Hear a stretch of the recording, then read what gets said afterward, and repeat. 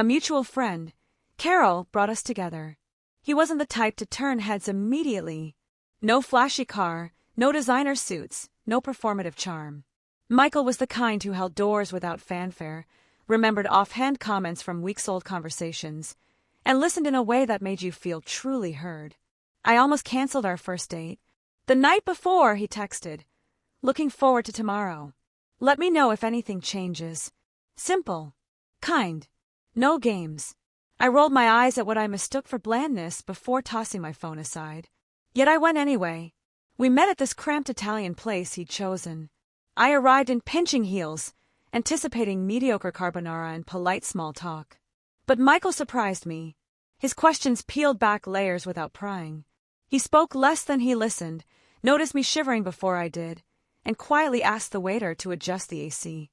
Being with him felt like slipping into well-worn sweats after a long day. No pretense, just easy comfort. Still, I resisted. He was steady, reliable, present. Everything I claimed to want but secretly distrusted. Where was the roller coaster intensity, one confused for passion? The dramatic highs that always crashed into soul-emptying lows? We kept seeing each other. A museum date, coffee walks. I began anticipating his texts, how he'd send a song because the lyrics reminded him of our inside joke, or how he'd bring oat milk creamer to my apartment because I'd once mentioned hating dairy. Yet part of me kept waiting for the other shoe to drop. Then came the rooftop dinner. Twinkling skyline, live jazz humming under conversation.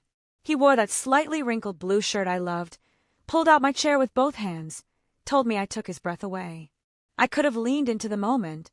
Instead, I self-sabotaged with brutal honesty. "You're not usually my type," I blurted, then tried to laugh it off.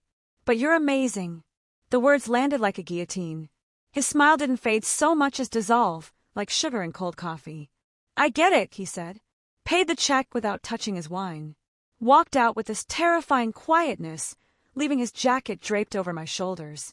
I told myself he was overreacting, until I realized he'd vanished. No calls, unmatched everywhere, like I'd been a temporary glitch in his life. What followed wasn't the relief I expected. No triumphant return to dating apps or bad boy distractions. Just the growing realization that I'd been addicted to emotional whiplash, mistaking chaos for chemistry all along. Michael's consistency felt foreign because I'd never known safe love. Weeks later, I saw them. Catherine laughing at something he said, her hand resting naturally on his forearm. He looked lighter. The version of himself I'd never fully let emerge. I pretended to check my phone as they passed, stomach churning with the truth. I hadn't pushed him away because he lacked something. I pushed him away because I couldn't believe something this good could stay. The cruelest part, he took me at my word. When I said not my type, he heard not enough and chose himself. Some losses aren't accidents. They're self-inflicted wounds dressed up as honesty. "I'm sorry,"